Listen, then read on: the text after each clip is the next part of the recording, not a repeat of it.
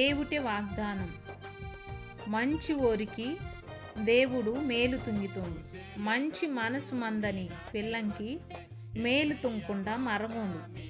కీర్తన పుస్తకము 125 కీర్తన 4వ వచనము. మీరు మీ కుటుంబము సంగతే సమాజతే మంచి పిల్లనీరుగా మంజోరే దేవుటగ నుంచి బెచ్చుకో మేలుకు పొందవలెత్తది దేవుటి ఉద్దేశం.